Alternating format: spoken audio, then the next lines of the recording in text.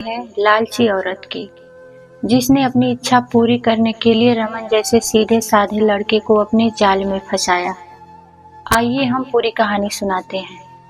दामिनी बहुत ही खूबसूरत औरत थी। उसे अपनी खूबसूरती पर बहुत घमंड था, लेकिन उसकी शादी बहुत ही साधारण दिखने वाले अतुल से हो गई थी, जिसे वो बिल्कुल भी पसंद नहीं करती थी। अतुल दफ्तर के मार्केटिंग में विभाग में कलर का काम करता था। महीने के 20 दिन वो टूर पर ही रहता।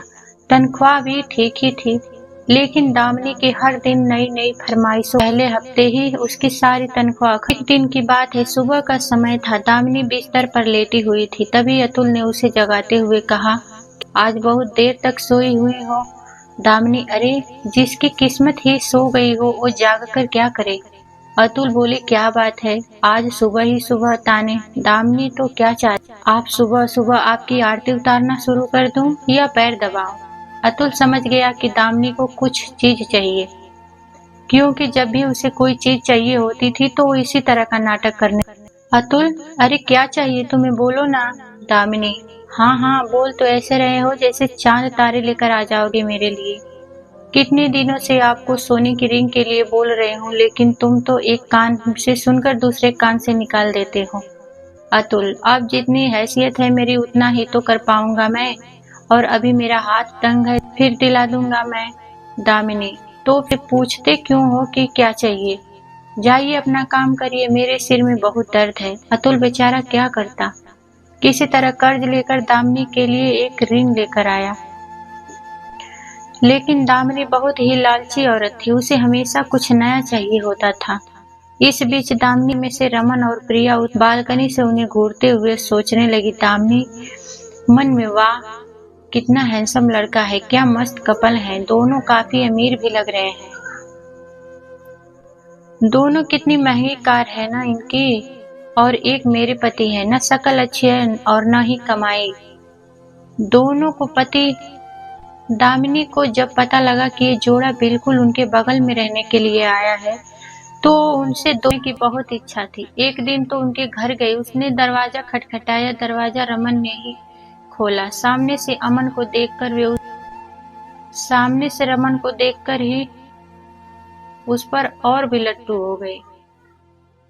दामिनी जी, ओ मैं आपके पड़ोस में रहती हूँ, थोड़ा गुड़ चाहिए मुझे।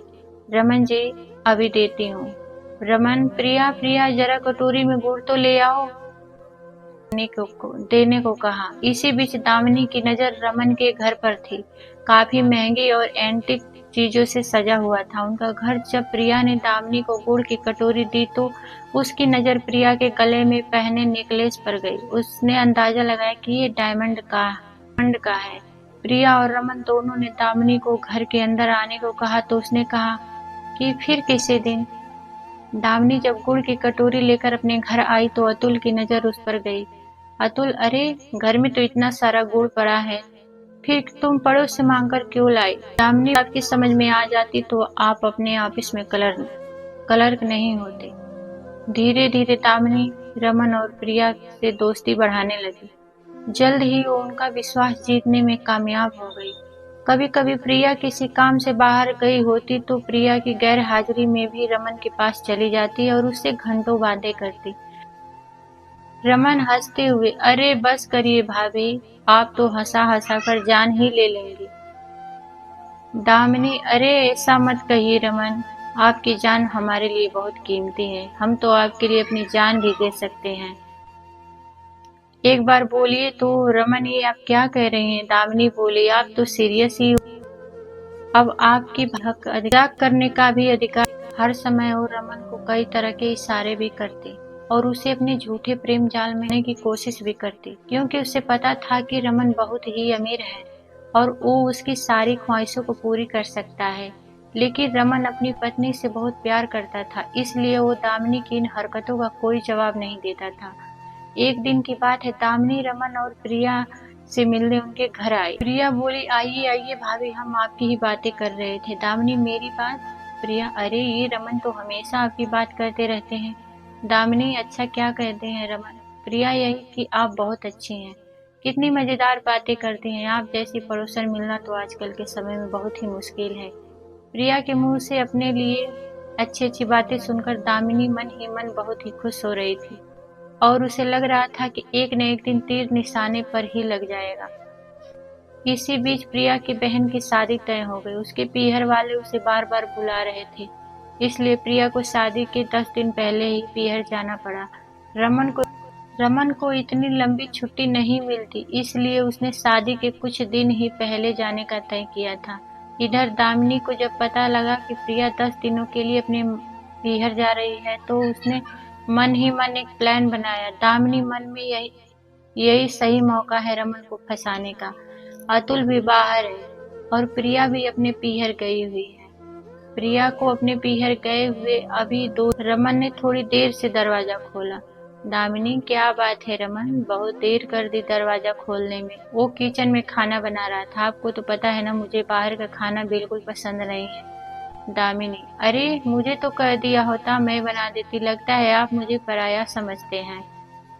रमन, अरे नहीं नहीं भाभी, ऐसी बात नहीं है, मुझे खाना बनाना अच्छा लगता है। दामिनी बोली, लेकिन मुझे ये अच्छा नहीं लगता कि मेरे रहते हुए आप किचन में खाना बनाएं। दामिनी भले ही अपने घर में कम ही खाना बनाती थी, लेकिन यहाँ तो उसका मकसद कुछ और ही था और किचन में गई और उसके लिए फटाफट खाना। उसने ना सिर्फ खाना बनाया बल्कि रमन को खिलाया भी। अब तो दामिनी सुबह शाम उसके घर आती और उसका खाना बनाती। रमन को दामिनी का ये स्वभाव बहुत अच्छा लगा। एक दिन रमन, दामिनी भाभी, मैं आपको क्या कहूँ, सच में आप मेरी बहुत मदद कर रही हैं। नहीं तो खाना बनाना और ऑफिस भी संभालना सच में बहुत मुश्किल काम है। एक दिन की बात है, दामिनी सुबह सुबह रमन के घर आई। रमन को लगा कि हर दिन की तरह वो खाना बनाने आई होगी, लेकिन हर दिन वो 8 बजे के बाद आती थी। लेकिन आज तो 7 ही बज रहे थे। दामिनी, अरे रमन, वो क्या है ना कि आज मेरा शावर खराब हो गया। बुरा न मानो तो मैं आज तुम्हारे बाथरूम में नहा लूं। रमन ने हामी भर दी। इधर दामिनी तो किसी और फिराक में थी। उसने रमन के बाथरूम में कैमरा छुपाया, उसमें ऑटोमेटिक क्लिक बटन ऑन कर दिया। थोड़ी देर बाद वह जोर से चिल्लाई। रमन डर गया कि आखिर क्या हो गया। वो रमन वो भागा भागा बाथरूम के पास गया। उसे देखकर दामिनी अचानक से उससे लिपट गई और उसे जोर से पकड़ लिया। रमन को समझ नहीं आ रहा था कि आखिर क्या हुआ है। इधर कैमरा अपना काम कर रहा था। दामिनी बहुत देर तक जब उसे लिपटी रही तो रमन को भी अब अच्छा लगने लगा था, लेकिन अचानक रमन को लगा कि उससे गलती हो रही है, इसलिए उसने उसे झटके से हटाया और दूर जा खड़ा हुआ। दामिनी, ओ सॉरी रमन, वो क्या है ना कि नहाते नहाते अचानक से पता नहीं कहाँ से 2 छिपकली आ गई, बाथरूम में निकल गई और जोर से चिल्ला गई। दोस्तों, ये कहानी कैसी लगी कमेंट कर जरूर बताएं और हमारे चैनल को प्लीज लाइक सब्सक्राइब